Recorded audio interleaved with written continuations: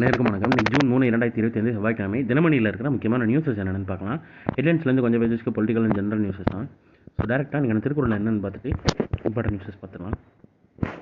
குடிப்புறம் காத்து ஓம்பி குற்றம் கடிதல் வடுவென்று வேந்தன் தொழில். குடிகளை பிறர் வருத்தாமல் காத்து தானும் வருந்தாமல் காப்பாற்றி அவர்களுடைய குற்றங்களை தக்க தண்டனையால் ஒழித்தல் அரசனுடைய தொழில், அது பழி இல்லை அப்படின்ற மாதிரி செங்கோன்மைன்ற அதிகாரத்தில் திருவள்ளுவர் சொல்லியிருக்காரு.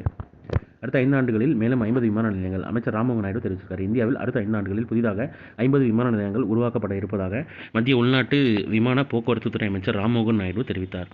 இப்போது இந்தியாவில் 162 விமான நிலையங்கள் உள்ளன. 10 ஆண்டுகளுக்கு முன்பு, அதாவது 2014 74 விமான நிலையங்கள் இருந்தன. சுமார் 10 ஆண்டுகளில் விமான நிலையங்கள் எண்ணிக்கை 2 மடங்காக உயர்ந்துள்ளது குறிப்பிடத்தக்கதுன்னு சொல்லியும் தெரிவிச்சிருக்காங்க.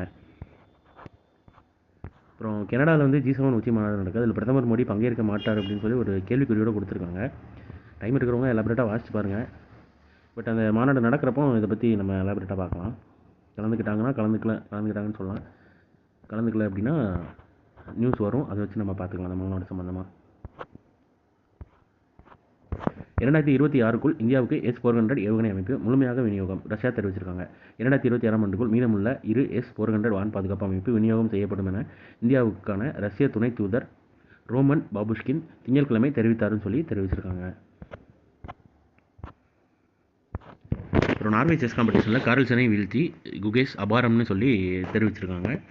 கிளாசிக்கல் கேமில் முதல் முறைன்னு சொல்லி தெரிவிச்சிருக்காங்க. கிளாசிக்கல் ஆட்டத்தில் கார்ல்சனுக்கு எதிராக இந்த வெற்றி நான் எதிர்பார்த்த விரும்பிய வகையில் எனக்கு கிடைக்கவில்லை, ஆனாலும் இந்த வெற்றியை ஏற்கிறேன் அப்படின்ற மாதிரி குகேஷ் தெரிவிச்சிருக்காரு. நார்வே செஸ் போட்டியின் 6வது சுற்றில் நடப்பு உலக சாம்பியனும் இந்தியருமான குகேஷ் உலகின் நம்பர் 1 வீரரான நார்வேயின் மேக்னஸ் கார்ல்சனை வீழ்த்தினார்.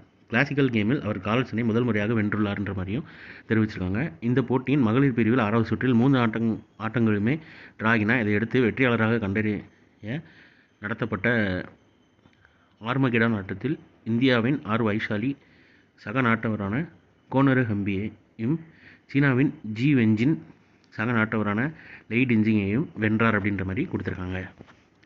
ஒரு 195 நாட்டு பெண்கள் பாடிய கின்னஸ் சாதனை பாடல் இந்திய சமையல் கலைஞர் ஆஸ்மா குரல்னு தெரிவிச்சிருக்காங்க. உலகமெங்கும் உள்ள 195 நாடுகளை சேர்ந்த பெண்கள் பாடியதற்காக கின்னஸ் சாதனை படைத்த 195 அதாவது அது பாடல் பேரே 195, அதாவது 195 அப்படின்ற பாடலில் இந்தியா சார்பில் பிரபல பெண் சமையல் கலைஞர் ஆஸ்மா கானின் குரலும் இடம்பெற்றதுன்னு தெரிவிச்சிருக்காங்க. உங்கள் பேர் மட்டும் பார்த்து வச்சுக்கோங்க.